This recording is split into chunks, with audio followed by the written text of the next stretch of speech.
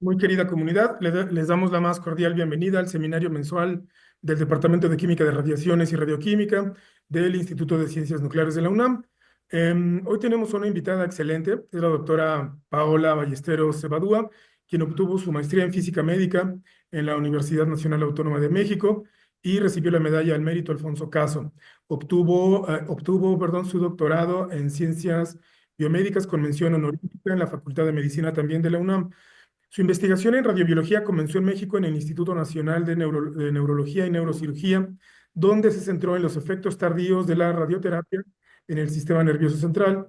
Su laboratorio fue el primero en México dedicado a las neurociencias aplicadas en radiobiología cerebral. Es profesora de radiobiología en la Facultad de Ciencias también de la Universidad Nacional Autónoma de México. Es tutora de posgrado y tallerista para la comunidad médica y estudiantes de física. Actualmente su investigación es sobre la radioterapia FLASH, que es este seminario del día de hoy, para el tratamiento del cáncer cerebral, incluyendo modelos preclínicos, imágenes de resonancia magnética y modelado matemático. Con el apoyo financiero de la Fundación Nacional Suiza para la Ciencia, en colaboración con la profesora Vosenin en Suiza y el profesor Limoli en Estados Unidos, está investigando la viabilidad de la radioterapia FLASH para el meduloblastoma, empleando inyecciones ortotópicas en ratones juveniles. Tras 2 años como profesora visitante en Suiza, afortunadamente volvió a su puesto en el Instituto Nacional de Neurología y Neurocirugía en México, donde sigue colaborando con este proyecto en curso. Doctora Ballesteros Cebadúa, pues muchísimas gracias por aceptar nuestra invitación y disponga de este espacio, por favor. Contrario, muchas gracias de verdad por la invitación. Es un placer poder compartir un poco de lo que estamos haciendo y sobre todo pues porque queremos colaborar más con el Departamento de Química de Radiaciones y Radioquímica en el futuro. Entonces, bueno, pues sí, agradezco la presentación. Eh, Avanzar. Ok, entonces pues voy a empezar nada más retomando qué es la radioterapia. En general, es un tratamiento que se utiliza en aproximadamente 50% de los pacientes de cáncer actuales van a recibir radioterapia. Y la idea justamente de la radioterapia es utilizar radiación ionizante para matar las células cancerosas. La complicación de la radioterapia es siempre que además de dañar las células cancerosas, dañamos células normales que están en la periferia. Y esto quiere decir que para cierta dosis, como vemos en esta gráfica, hay una probabilidad de controlar o matar las células cancerosas, pero también una probabilidad de tener efectos adversos, efectos secundarios debido al tratamiento. Entonces, la gran parte de la investigación hasta ahora se ha centrado en abrir lo que llamamos esta ventana terapéutica para reducir los efectos adversos del tratamiento y aumentar el control tumoral. Entonces, en general, este ha sido el objetivo principal de la investigación en radiobiología y en radioterapia.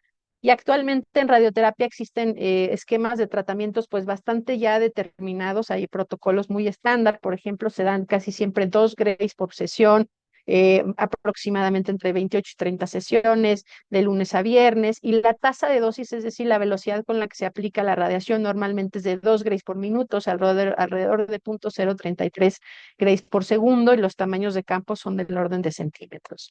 Entonces, en general, la radioterapia ha ido mejorando mucho justamente para tratar de proteger el tejido normal y el tumor, digamos que es como esta vaca y al principio la radioterapia era como estos campos cuadrados. Y actualmente, gracias a la tecnología, podemos hacer lo que se llama la radioterapia conformal, en donde el haz de radiación se adapta mucho mejor a la forma del tumor y trata de proteger el tejido normal y esto ha ayudado mucho. Sin embargo, todavía hay muchos retos, por ejemplo, el reto del movimiento, por ejemplo, en tejidos como el pulmón o la próstata, donde hay órganos que son bastante movibles, pues en realidad se ha tratado de hacer monitoreo, etcétera, ciertas tecnologías, pero aún sigue siendo un reto importante.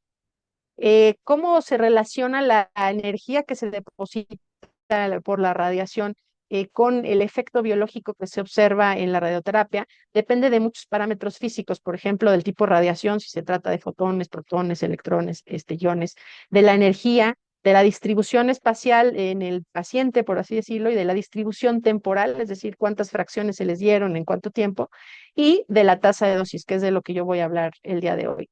Y evidentemente hay otros factores como factores genéticos, la histopatología del tumor, el microambiente tumoral, que también van a determinar el efecto biológico que se va a observar. Entonces, enfocándome en la tasa de dosis, que es el tiempo o la velocidad con la que se deposita la radiación en el paciente o en el tumor en este caso, se sabía muy bien que había ciertas tasas de dosis, aquí están en centígrados por minuto, que son las que se utilizan en radioterapia, que están aquí, aproximadamente en este rango. Se sabía que si íbamos muy lento, empezábamos a competir con la velocidad de otros procesos biológicos, como por ejemplo con el proceso de reparación, pero también de repoblación del tumor, de distribución. Entonces, por ejemplo, en esta gráfica podemos ver que lo que se sabía era que a más lento, o sea, entre menor tasa de dosis o más lento te deposito la radiación, lo que ocurría era que había una mejor sobrevida, ¿no? Aquí vemos como si se reduce, había mejor sobrevida. ¿Por qué? Porque le dábamos tiempo a las células a reparar, o sea, era tan lento que las células se reparaban. Pero había muy poco. ¿Qué pasaba si nos íbamos súper, súper rápido? Y aquí es donde está la tasa de dosis que llamamos flash. Estamos hablando de 2 órdenes o más de magnitud en velocidad o en tasa de dosis, o sea, en cómo se deposita la radiación. Entonces, la gran pregunta era, ¿pasará lo contrario o no pasará nada? ¿O qué es lo que pasa en este rango de tasas de dosis? Entonces, justamente es como un flash, por eso se llama radioterapia flash. Si pudiéramos depositar toda la energía en un destello. Y entonces, bueno, justamente se le llamó radioterapia flash a la irradiación con tasas de dosis ultra altas que van a pasar de la exposición de radiación de minutos, que es lo que normalmente dura un tratamiento, a o incluso milisegundos. O sea, es súper rápido. Y, por supuesto, esto va a ayudar también al manejo del movimiento, porque es tan rápido que ni siquiera te da tiempo de mover al paciente, ¿no? Entonces, esto también eliminaría el problema del movimiento de algunos órganos, por ejemplo, el pulmón, etcétera. Entonces, esto es lo que se llama la radioterapia flash. Y el efecto flash es justamente un efecto que se observó en donde a estas tasas de dosis se ha visto que la eficacia antitumoral se mantiene, pero se reducen las complicaciones del tejido normal. Es decir, estamos mejorando la ventana terapéutica a estas ultra altas tasas de dosis. ¿Cuál es la historia? Bueno, existen algunos experimentos, sobre todo en los 70s, en los 80s, que se hicieron, por ejemplo, en colas de rata para ver la reacción adversa de la exposición a la radiación en la piel. Y, por ejemplo, si tomamos esta dosis, aunque esta está viejito, está en RADs, pero de 3000 RADs, podemos ver que a una tasa de dosis, digamos, lenta, pues tenemos una reacción adversa bastante grave. Pero la misma dosis depositada a una tasa de dosis mucho más alta, podemos ver cómo se reduce la reacción adversa de la piel. Estos son los primeros experimentos donde se observó que las reacciones adversas se reducían simplemente aumentando la tasa de dosis, depositando exactamente la misma dosis. Aquí de nuevo igual podemos ver cómo a una tasa de dosis determinada, si se sube del orden de 3 órdenes de magnitud, aquí pasa de RADs a kiloRADs, vemos cómo los efectos adversos en la piel se reducían.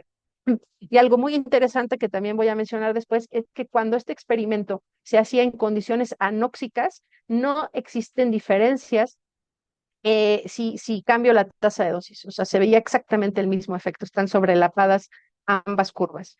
Entonces ahí, desde entonces, estos experimentos en los 70 se vio que el oxígeno tenía un papel importante en estos efectos.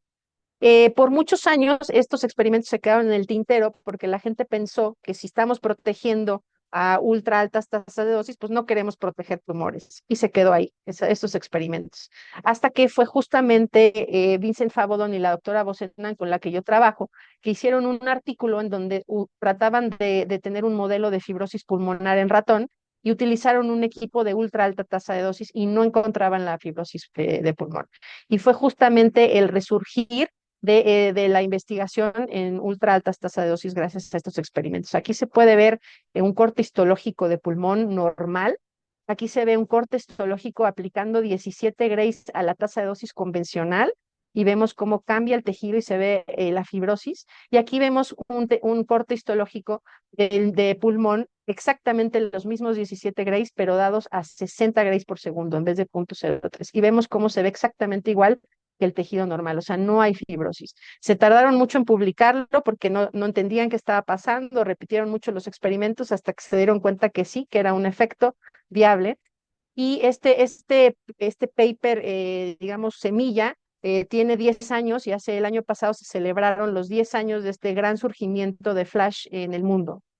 Eh, A partir de esa fecha, actualmente existen muchísimos papers desde esa fecha que han logrado demostrar esa protección a altas tasas de dosis, a ultra altas tasas de dosis en diferentes modelos animales, incluyendo zebrafish, ratones, cerdos y gatos, y en diferentes tejidos, en piel, en intestino, en pulmón, en cerebro y en sistema hematopoyético.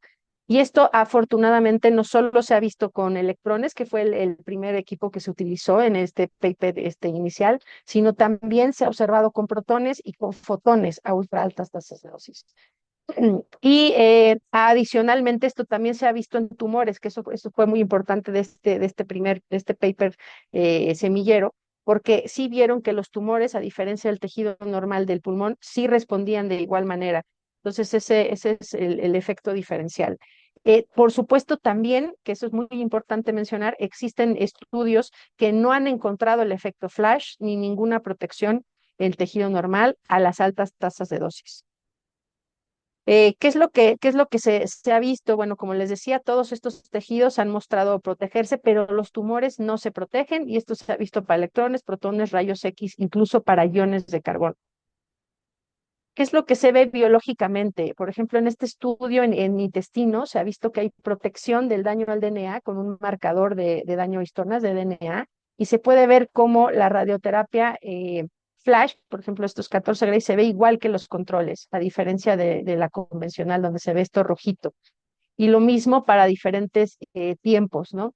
Y lo mismo, por ejemplo, acá, que son iguales los de daño, podemos ver que aquí, en el caso del convencional, a 14 grays, vemos un daño, o sea, muchos lugares de daño al DNA, que no se ven tanto en el caso de Flash, a 14 grays, aunque la diferencia se va desapareciendo con el tiempo, probablemente por los mecanismos de reparación que van reparando el daño. Pero sí, inicialmente podemos ver que hay una diferencia en el daño en el DNA, simplemente aumentando la tasa de dosis.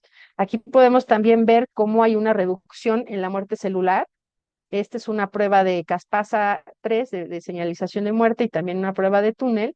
Y se ve de nuevo como en el caso de la radioterapia flash es aún a 17 grays sigue casi igual que en los controles y no así el caso de, por ejemplo, de la radioterapia convencional. Sin embargo, si sigo subiendo la dosis, pues llega un punto en donde ya empiezo a ver la señalización de muerte celular. Entonces, al parecer, hay cierta protección a estas ultra altas tasas de dosis.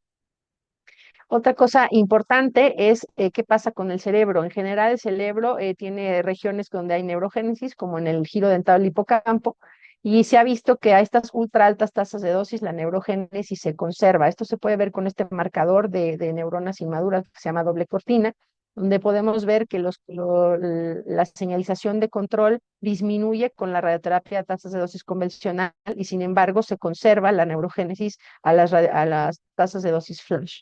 Lo mismo en el caso de este marcador de neurogénesis que podemos ver que se conserva. Y este es un marcador de proliferación celular que se llama VRDU y de nuevo vemos cómo hay cierta conservación en el caso de radioterapia flash. Esto es un trabajo que realizó el doctor Limoli, que es uno de mis colaboradores de la Universidad de California. Con el doctor Limoli también hemos hecho pruebas de conducta. En estas pruebas de conducta utilizamos objetos para evaluar la memoria de los ratones. Por ejemplo, se le ponen dos objetos a un ratón, se le cambian de lugar, por ejemplo, y para ver si se acuerda del que está en el mismo lugar, pues normalmente pasa mucho más tiempo explorando el nuevo lugar o el nuevo objeto en este caso. Y entonces aquí podemos ver cómo en el caso de reconocimiento de objeto novedoso, vemos cómo realmente la memoria se ve afectada con la radioterapia convencional, que es algo que vemos en pacientes que a largo plazo tienen problemas cognitivos, y sin embargo con la radioterapia a ultra altas tasas de dosis la memoria se conserva. Y esto se vio tanto a los 2 meses como a los 4 meses después de la radioterapia. Es importante, por ejemplo, ver también que se hizo esta misma prueba de memoria a diferentes tasas de dosis para ver cuál es la tasa de dosis que se empieza a ver la protección. Entonces, aquí vemos cómo los controles tienen la memoria preservada y a un pulso de ultra alta tasa de dosis se conserva. Y si empiezo a cambiar la tasa de dosis, por ejemplo, que son 500 grays por segundo, etcétera, hasta que llega un punto, por ejemplo, que está, no sabemos exactamente dónde está, pero está como alrededor de los 30 grays por segundo, en donde la protección se empieza a perder hasta que ya se pierde por completo la protección a estas tasas de dosis. Otra de las cosas que hemos visto en este paper que hicimos fueron resonancias magnéticas con tensor de difusión para ver la conectividad, es un marcador surrogado de la conectividad neuronal para ver cómo se afectaba, y lo que encontramos es que cuando comparamos los controles con la radioterapia convencional, había zonas, sobre todo periféricas al hipocampo de los ratones, que tienen una difusión alterada. Y en cambio, cuando se comparaba la radioterapia flash con los controles, no encontrábamos esa difusión alterada. Esto tiene que ver con, pues sí, probablemente con las conexiones o la conectividad neuronal. Otra de las cosas que se ha visto que se conserva es la respuesta inflamatoria a nivel cerebral. Por ejemplo, este es un marcador de microglía, que es las células inmunológicas del sistema nervioso central. Este marcador IVA1 es un marcador de microglía y CD68 un marcador de activación. Entonces, digamos, una forma de medir la inflamación. Y aquí vemos cómo, con respecto a los controles, la radioterapia convencional aumenta la inflamación en ese sentido, y radioterapia flash no se ve una diferencia estadísticamente significativa. También se preserva mejor la vasculatura, que esto es muy importante en el caso de los efectos adversos del cerebro. Aquí podemos ver cómo hay ciertos marcadores de conservación por ejemplo, CD31, que es un marcador de vasos sanguíneos del endotelio vascular, y podemos ver cómo se conserva mucho mejor comparado con la radioterapia convencional. Y lo mismo en el caso de la colocalización del CD31, bueno, en este caso es lectina, el marcador de vasos sanguíneos con el marcador de inflamación, o sea, qué tan inflamados están los vasos. De nuevo se ve una reducción, esta inflamación o respuesta del endotelio vascular en el caso de la radioterapia de ultra alta tasa. Entonces, como podrán ver, es un efecto biológico que se observa a muy altas tasas de dosis. Como se ve aquí, en el caso de la radioterapia convencional tenemos mayor daño al DNA, mayor daño vascular, mayor depresión de las stem cells o células progenitoras, y mayor respuesta inflamatoria y mayor daño, digamos, al tejido. Y en el caso de la radioterapia de ultra alta tasa o radioterapia flash, todas estas cosas se ven reducidas. Otra de las cosas importantes que se ha visto es la lipoperoxidación a nivel celular. Se sabe que la lipoperoxidación es muy importante en el caso de los efectos adversos de la radiación a tasas de dosis convencionales. Y en el caso de radioterapia flash, se considera que esta lipoperoxidación se ve reducida. Esto, por el momento, hay algunos artículos, pero que solo lo han medido, como voy a mostrar aquí, en liposomas. O sea, no se ha medido a nivel de tejido. Estos experimentos, muchos grupos los están llevando a cabo, están en proceso, pero en liposomas, por ejemplo, en estos de fosfatilicolina, se ha visto que la lipoperoxidación es muy elevada en el caso de convencional con respecto a radioterapia flash. Simplemente esos son liposomas en agua, y vemos una gran diferencia en la lipoperoxidación, por lo que es una de las evidencias más claras. Y también hay una dependencia con la concentración de oxígeno, como mencionaba, en donde entre mayor oxígeno, mayor lipoperoxidación, en el caso de la radioterapia convencional. Otra de las cosas que se ha visto es el daño mitocondrial, que también se ha visto que está reducido. Por ejemplo, en este marcador de tamaño medio de las mitocondrias, o también en este marcador mitocondrial, se ve como en el caso de daño mitocondrial se ve muy elevado en el caso de las tasas de dosis convencionales, y no así en el caso de la radioterapia flash. Como les decía, el oxígeno parece tener un papel muy importante en estos efectos. En este experimento se vio otra vez la memoria de los ratones, y se puede ver cómo los controles o los controles que se les pone oxígeno suplementario, pues tienen muy buena memoria ambos. Cuando se reciben su radioterapia, esta memoria se ve afectada, tanto con oxígeno como sin oxígeno, y con ultra alta tasa de dosis se ve conservada, ¿no? Prácticamente como controles, pero curiosamente cuando se les agrega oxígeno a estos ratones, este efecto se pierde, este efecto protector se pierde. Entonces, esto es muy importante. También en el caso de los tumores, este es un modelo de tumor que se inyecta las células tumorales en la piernita de los ratones, y se ve el crecimiento. Entonces, normalmente, si no hay radiación, nada, pues el tumor crece. Si se le da radiación, el tumor, pues estos tumores es un modelo bastante maligno, pero bueno, se retrasa su crecimiento. Pero algo muy interesante es que también se ve la comparación de cuando se hace un clamping, es decir, se limita la irrigación de sangre y de oxígeno a los tejidos. Se ve cómo en este caso se reduce el crecimiento tumoral, y en el caso de si se les da oxígeno, también, o sea, perdón, en el caso de se les da oxígeno se reduce el crecimiento tumoral, y si no se les da oxígeno, se hace el clamping, aumenta el crecimiento tumoral con la radiación. Entonces aquí podemos ver de nuevo que hay un efecto importante del oxígeno. La primera hipótesis para explicar qué tenía que ver con el oxígeno se llamó la hipótesis de depresión oxígeno, donde se decía que al entregar toda la radiación de manera muy rápida en flash, entonces lo que teníamos era una depresión de oxígeno, ¿no? Entonces la generación de radicales libres se da tan rápido en fracciones de momentos muy, muy cortas, y entonces esto iba a generar que hubiera una depresión de oxígeno, y se conocía que cuando hay poco oxígeno, los efectos biológicos pues eran pues menores. Entonces fue digamos, una de las primeras hipótesis que se propuso para explicar qué es lo que estaba pasando. Pero bueno, pues bueno, y un poco como dice aquí, en general, lo que se cree es que la cantidad de oxígeno que está llegando durante los minutos de radioterapia convencional, pues es también mayor que la cantidad de oxígeno que alcanza a llegar en el caso de la radioterapia flash.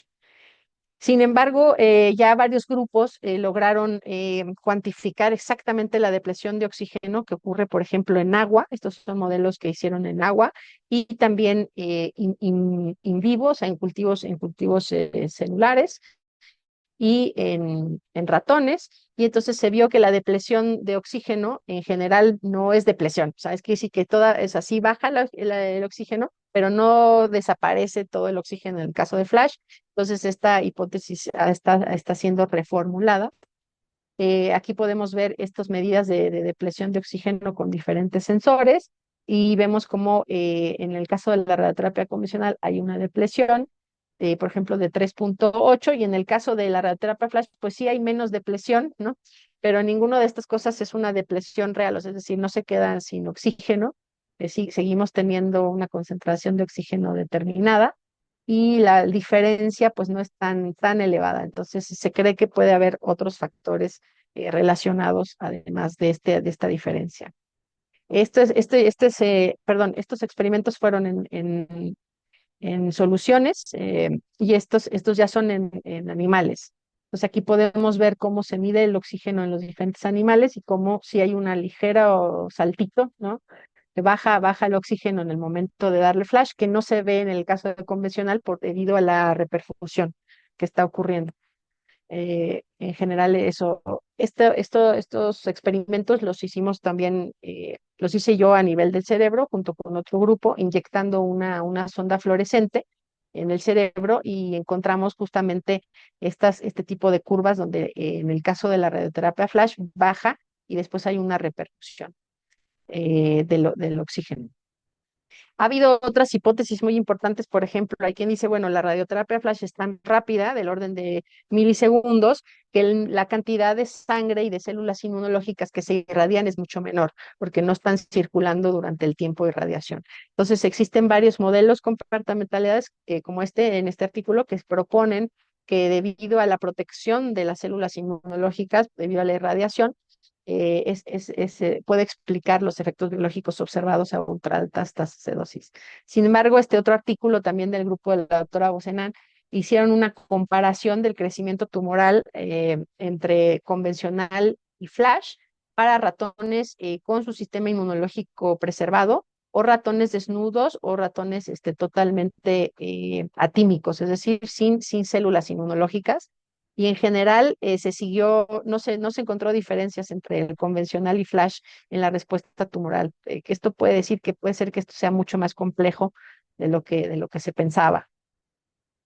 En general, como les decía, lo más valioso de la radioterapia flash es que, si bien protege los tejidos normales, no protege los tumores, y esto ya se ha probado tanto con células de cáncer de mama, cáncer cabeza y cuello, pulmón, glioblastoma multiforme, que es un tumor cerebral.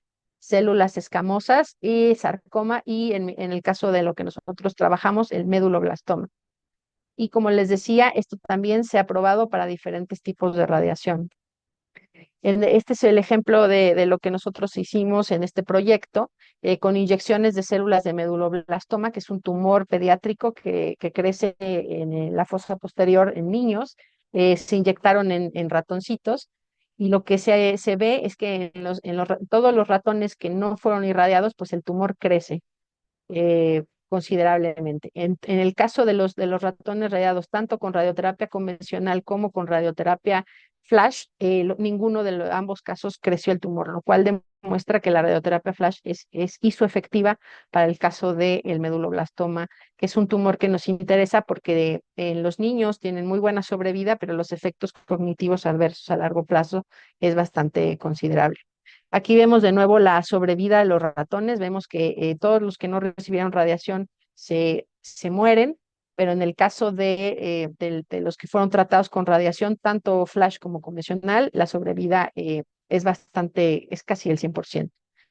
También vimos que la parte de la inflamación en las células del hipocampo está bastante disminuida en el caso de la radioterapia flash, en comparación con en el caso de convencional, esto en el modelo que desarrollamos.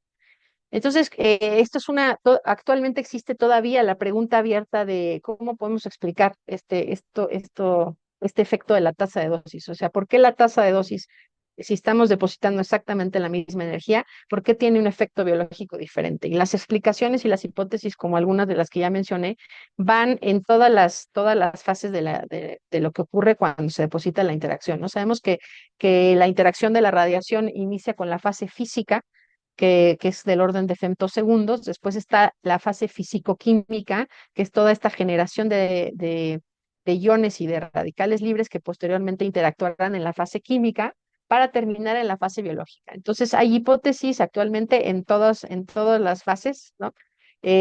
Probablemente un poco de todas sea cierto, no sé si vaya a haber alguna de las ganadoras, ¿no? Y cada quien tiene como su gallo, ¿no? De por qué puede ser que se está observando esto, ¿no? En particular, yo soy team un poco fase físico-química y química, eh, pero bueno, y sobre todo soy team oxígeno, es decir, yo considero que el oxígeno es uno de los factores más importantes que determinan este efecto.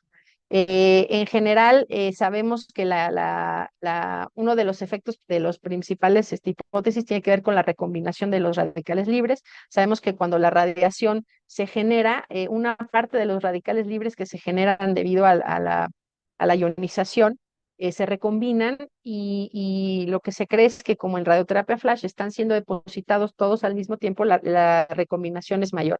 Entonces, esta ha sido una de las hipótesis que se han propuesto, pues, la recombinación de los radicales libres, y que a su vez, pues esto va a afectar de manera diferente tanto la lipoperoxidación y posteriormente el daño celular, y posteriormente, pues, se va a ver esta protección biológica, ¿no? Entonces, como les decía, principalmente se cree que tiene que ver con esta parte de la generación de los radicales libres que se pueden recombinar, y a su vez esto generar una protección en cuanto a la lipoperoxidación.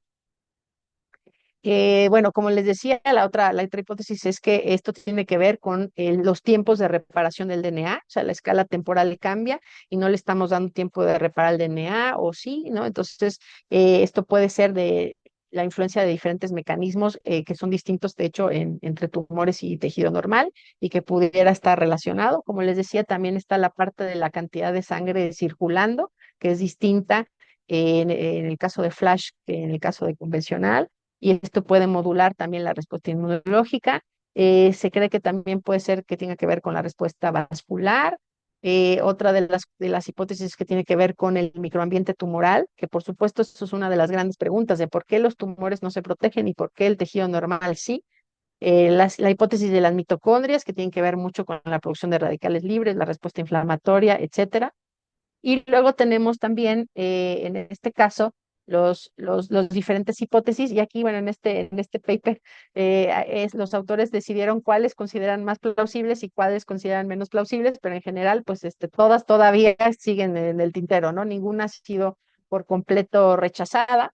Eh, bueno, aquí, como les decía, está la recombinación de radicales libres, la irradiación parcial, la parte inmunológica, también está la parte de la mitocondria, el daño a proteínas, la respuesta al daño a proteínas, la lipoperoxidación, la preservación de células madre, etcétera, ¿no? Entonces, es un panorama bastante complejo. Como yo les decía, la parte de oxígeno a mí en general me interesa mucho. Aquí se puede ver un estudio de cómo la toxicidad se ve afectada en ciertos puntos de tiempo los niveles de oxígeno que existen. Entonces, en algunos casos puede ser que no haya protección debido a los altos niveles de oxígeno. Entonces, esto sí, de nuevo se ha visto en otros papers de que cuando hay mucho oxígeno no hay protección por la tasa de dosis, ¿no? Entonces, por lo mismo, aquí, por ejemplo, igual, este es un otro estudio de otro paper donde se ve la parte de la memoria, y aquí vemos cómo en el caso de cuando no hay oxígeno, pues sí se ve la protección que tiene la radioterapia flash, pero cuando hay oxígeno se pierde esta protección, que es de nuevo lo que ya se había visto. Otra de las grandes preguntas, que son preguntas clínicas, es qué pasa si le damos flash fraccionado y si va a funcionar el fraccionamiento o ya no necesitamos el fraccionamiento, porque actualmente les decía que los esquemas de radioterapia son fraccionados para tratar de reparar el tejido normal. Entonces aquí vemos cómo tenemos la radioterapia flash, que va a una sola fracción, va a proteger, pero ya cuando subo la dosis, pues vemos que la protección se pierde. Y luego cuando doy dos fracciones, por ejemplo, 7 grays, se recupera. O sea, aquí sí que sí hay fraccionamientos que pueden proteger, pero por ejemplo, si yo doy 4 fracciones de 3, ya no, ¿no? Entonces sí, ahí hay algo que también influye en el tipo de fraccionamiento que puede o no conservar la protección que se observa. Este trabajo también del grupo de Limoli es muy importante porque muestran la protección a nivel neurofisiológico, haciendo neurofisiología en rebanadas de hipocampo, y esto se llama el LTP, que es la respuesta fisiológica a un estímulo neuronal eléctrico. Y normalmente lo que se debería de ver es justamente lo que se ve con la radioterapia flash, que está sobrepuesta con los controles, que es que se mantiene esa respuesta, y en el caso lo de la radioterapia convencional, vemos cómo hay un daño en esta respuesta que conocemos como LTP o Long Term Potentiation. Entonces, esto también fue una de las demostraciones, además de la parte de memoria, a nivel neurofisiológico, que hay cierta protección a nivel neuronal. Entonces, como les decía, estamos hablando de un cambio de escala temporal. O sea, sabemos que los fenómenos de la respuesta a la radiación tienen diferentes escalas de tiempo, y lo que estamos hablando es que la irradiación a ultra altas tasas de dosis estamos en esta zona, ¿no? Estamos haciéndolo muy, muy corto, y la radioterapia convencional pues es mucho más largo, ¿no? Estamos hablando del orden de varios minutos. Algo que es súper interesante era lo que yo les decía, es que sí hay varios estudios, que en este caso son las X que aparecen aquí, que no han encontrado el efecto flash, es decir, la protección. Estos circulitos que aparecen aquí son los que sí han encontrado la protección a ciertos parámetros, y otros que no. Esto es bastante complejo, ¿por qué? Porque los irradiadores no todos dan un haz continuo, normalmente hay ciertas frecuencias, ciertos pulsos, se da un haz pulsado, entonces no se sabe exactamente cuál es el parámetro determinante que se vea o no el efecto flash. Eh, digamos que hay team que dice que es la tasa de dosis promedio, team que es el tiempo total de irradiación, otros dicen no, es la dosis por pulso. Entonces esos estudios se han estado llevando a cabo, y para tratar de determinar cuál es el parámetro determinante para que se observe o no estos efectos protectores, pero sí podemos ver que, por ejemplo, para irradiaciones por arriba de un segundo se empieza como a perder el efecto flash. O sea, tienen que ser tiempos muy cortos para que podamos ver el circulito de que sí se observó el efecto deseado. Entonces, como les decía, esto es muy distinto. Por ejemplo, la radiación con fotones, que es prácticamente continua. Con electrones, normalmente estamos hablando de haces pulsados, los que se utilizan, y con protones, normalmente es un scanning, ¿no? Y entonces es muy distinto. Y curiosamente, a pesar de ser tan distinto, se han encontrado efectos flash en las tres modalidades. Entonces, esto todavía está como como en definición. Y algo súper importante es que, bueno, ¿y qué es ultra alta tasa de dosis? Es la dosis promedio, la dosis por pulso, la dosis en total. Entonces, la tasa de dosis, ¿en dónde? En el pulso, durante todo, en general, y como yo les decía, la mayoría de los trabajos ahorita hablan de que lo importante es la tasa de dosis promedio durante el total de la irradiación. Pero bueno, hay personas que han dicho que no, que lo importante es la tasa de dosis en el pulso, sin importar la separación de los pulsos, por ejemplo. Este es un paper en donde justamente un grupo de Suiza dice, es muy importante que todos los experimentos, tanto radioquímicos como biológicos, especifiquen exactamente los parámetros de hidratación con toda esta información para que podamos encontrar cuál es el parámetro bueno que determina estas respuestas. Entonces, otro de los retos muy importantes es la dosimetría. Muchos de los dosímetros actuales que se utilizan para calibración de radioterapia convencional o en otros modelos que utilizan radiación son dependientes de la tasa de dosis, es decir, no pueden utilizarse para medir ultra altas tasas de dosis. Y entonces ahorita es como la carrera, ¿no? De quién va a ser el bueno, quién va a tener el detector non plus ultra que va a servir para ultras altas tasas de dosis. En general, los detectores que actualmente se utilizan para la dosimetría de estas altas tasas de dosis son detectores pasivos, como los TLDs o, por ejemplo, las películas de tinte radiocrómico son las que más se utilizan, o los peles de alanina. ¿Por qué? Porque justamente las cámaras de ionización que colectan iones tienen este efecto de recombinación que no se puede evitar. Entonces, tiene una alta dependencia con la tasa de dosis. Entonces, por eso se están buscando otras modalidades como los efectos de los detectores centelladores, diodos, etcétera, para ver cuál va a ser el bueno. Y pues esa es una carrera que tanto los fabricantes como los investigadores se está llevando a cabo, ¿no? Este es el protocolo que se desarrolló en Suiza, donde se utilizaban alanina, película de tinte radiocrómico y TLDs como triple chequeo, junto con una bobina que nos dice la corriente de salida en este irradiador de electrones para poder ver qué es lo que está saliendo, ¿no? ¿Cuál es la dosis que está ocurriendo?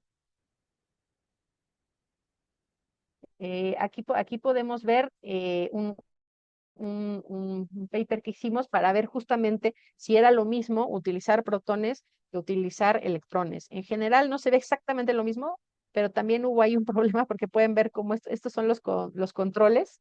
Estos son ratones que fueron irradiados con protones, pero pueden ver que los controles están mucho más chafas que los controles con electrones porque tuvimos que desplazar los ratones hasta otra ciudad a irradiarlos con protones, ¿no? Entonces sí se ve como un poco mermado por el puro estrés del viaje sote, los controles, pero sí se puede ver al menos que hay cierta protección también con protones en el caso de la radioterapia flash, como vemos aquí, que se ve mucho más marcado en el caso de los electrones, eso sí. Una de las cosas que también, como les decía, hemos estado buscando es cómo hacer la dosimetría. Esta es un área de investigación que está en desarrollo, que es utilizar el ultrasonido para determinar la dosis. Se sabe que al momento de que la radiación llega, se genera una onda acústica de choque por el depósito de la radiación, y esto se está comenzando a utilizar como dosimetría. Y hicimos unas primeras pruebas en colaboración con este grupo de Estados Unidos para ver qué pasaba y si la resolución temporal de este tipo de tecnología funcionaba. Entonces, en realidad, pues eso es utilizar ultrasonido y si se ve cómo llega la irradiación y deposita la energía. Em, y bueno, en general, esto también es importante porque lo que se cree es que estos cambios, esta onda termoacústica también puede generar cambios, por ejemplo, en la permeabilidad de las membranas o algún efecto biológico que sea distinto en radioterapia flash con respecto a la convencional. Entonces, esto también es una de las hipótesis que se está explorando, de si esta generación de la onda termoacústica, que es diferente en flash que en conf, tiene un efecto biológico importante. ¿Cómo está la parte comercial? Bueno, en general, todos los grandes fabricantes de aceleradores están apostando ya a la radioterapia flash, están desarrollando irradiadores para clínicos para radioterapia flash que están en desarrollo. Este se está desarrollando en particular en la Universidad de Stanford, se llama el Phaser, que son 16 aceleradores lineales que convergen para dar un flashazo y depositar la dosis en el orden de microsegundos. Ellos lo que están haciendo para que esto no cueste 16 veces más caro es hacer todos los diseños de sus guías de ondas con impresoras 3D para reducir los costos y esto está en desarrollo. Pero también todos los fabricantes, tanto de protones, fotones, electrones, están en esta investigación. En general, en Europa está este consorcio de VHEE, que es Very High Energy Electrons, porque los electrones sabemos que su poder de penetración es poca, pero si subes la energía, pues puedes penetrar para tratar tumores más profundos en modalidad flash. Esto también está en investigación. Y algunos grupos lo que han hecho es tomar un acelerador convencional clínico y modificarlo para aumentarle la tasa de dosis y hacer investigación. ¿Qué hay de la aplicación en pacientes? Ya se trató el primer paciente humano en el 2019, justamente en el grupo de Suiza. Este fue lo que se llama estudio clínico fase 1, simplemente para determinar la seguridad, o sea, qué tan seguro era. Ese era un paciente que tenía un tipo de linfoma cutáneo recurrente y se le trató y se vio que respondió muy bien y ya, o sea, eso fue, digamos, el primer paso de ver si era factible, si se podía hacer la dosimetría, si era seguro, etcétera. Y ahorita existen varios protocolos ya fase 2 en donde ya se recluta mayor número de gente para tratar de ver la ventaja terapéutica en ciertos casos. Este, por ejemplo, es un protocolo que va a tratar metástasis de hueso en tórax, que es el FAST 01 que se está llevando a cabo en Cincinnati. Eh, y están tratando de ver justamente ya, esto lo están haciendo con protones, en un equipo de Varian con protones experimental para ver si hay menores efectos adversos. Aquí podemos ver como la primera fase fue en metástasis en extremidades, por ejemplo, en hueso, y ahorita ya lo están haciendo en tórax, la fase siguiente. Aquí tenemos también, por ejemplo, el otro protocolo que es el de Suiza, que también está en reclutamiento de pacientes, que se trata de piel. Ellos están aplicando, en vez de protones en metástasis de hueso, ellos están aplicando electrones en cáncer de piel y ya están aplicando, pues sí, radioterapia flash en este protocolo. ¿Cómo se va a trasladar esta tecnología a la clínica? Pues es importante que se logre la conformalidad. Todavía los equipos actuales de radioterapia flash no logran la conformalidad que les platicaba para proteger el tejido circundante. También no existen protocolos establecidos de dosimetría todavía, como los que existen en la radioterapia convencional.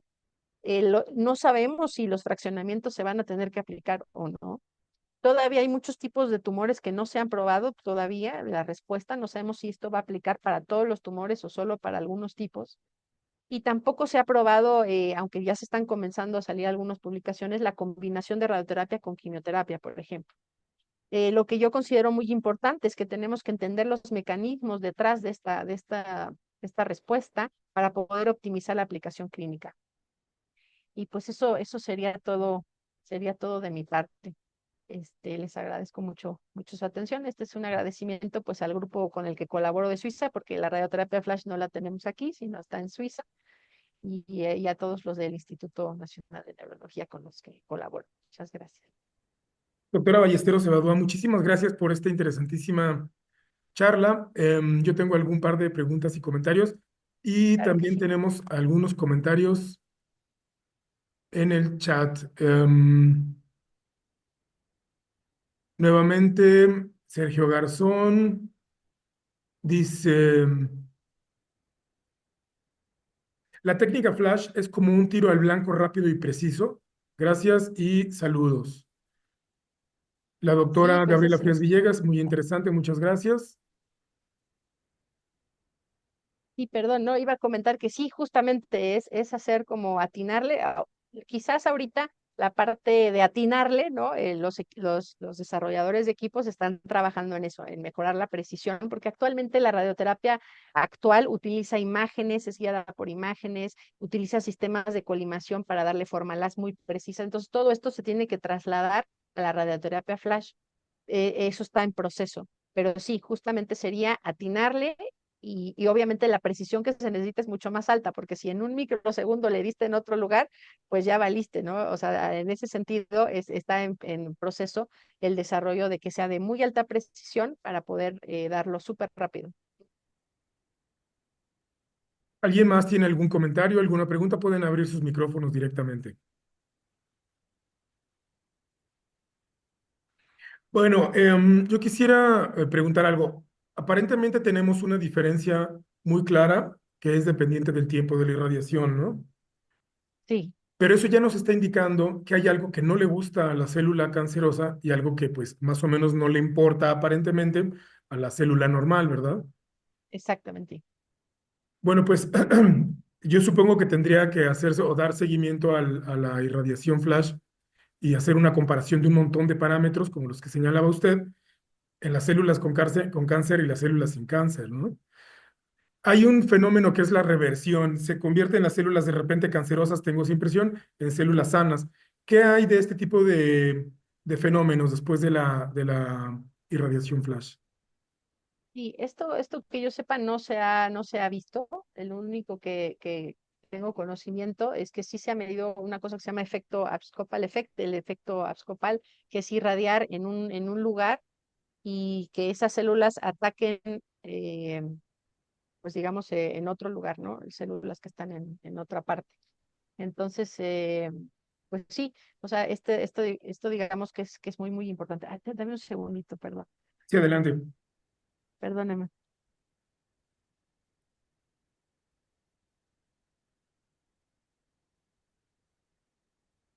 ya, perdón. Entonces sí, esta parte, como dices, es algo que se tiene que hacer, o sea, ver qué pasa con esto. Lo que se ha visto es que este efecto abscopal effect, sí se ve preservado con radioterapia flash. Eso es lo que se ha visto, pero todavía, por ejemplo, algo que también se ha hecho es como el perfil genético, sacar todos los genes que se expresan después de la radioterapia flash y después de la radioterapia convencional, y sí hay cierta diferencia por ejemplo, que obviamente en muchos genes, pero sí me acuerdo que en ciertos genes que tienen que ver, por ejemplo, con la respuesta al daño del DNA, pero también con la respuesta a nivel mitocondrial, la respuesta a la hipoxia, o sea, hay muchos genes que se expresan de manera diferente después de la radioterapia convencional con respecto a la radioterapia flash. Entonces, sí es muy interesante ver que sí hay una respuesta biológica distinta en el caso de tumores y en el caso de tejido normal. En mi caso, eh, mi hipótesis se centra en que justamente los tumores se sabe que tienen diferente reperfusión de oxígeno comparado con el tejido normal. Y entonces se centra justamente en que el oxígeno y la forma en cómo llega a los tejidos y a los tumores es distinta y por eso afecta de manera distinta ambos tejidos. Pues es interesantísimo cómo la célula cancerosa es em, más sensible a este tipo de terapias que los tejidos normales, pero pues es una oportunidad inmensa para el tratamiento contra el cáncer. Sí, ojalá que sí. Claro que sí. Y Sergio Garzón, nuevamente muchas gracias, doctora Paola, y gracias, bueno, este seminario. Mm, y bueno, pues muchísimas gracias. Dejó su correo electrónico para las siguientes sesiones de este seminario. Y bueno, ¿alguna otra pregunta, algún comentario? A mí me quedan muchos comentarios, pero bueno, ya lo resolvemos más directamente para nuestras colaboraciones. Claro que sí. Claro que sí. ¿Algunas preguntas más o algún comentario? Pues si no es el caso, agradecemos nuevamente a nuestra colega, la doctora Paula Ballesteros Salvadúa. Muchísimas gracias, doctora. Ya nos vemos pronto. Y bueno, pues Claro que sí. un saludo afectuoso y pues bueno, continuamos con con nuestra colaboración. Muchas, muchas gracias. Gracias a usted, un abrazo y muchas gracias. Gracias, hasta luego.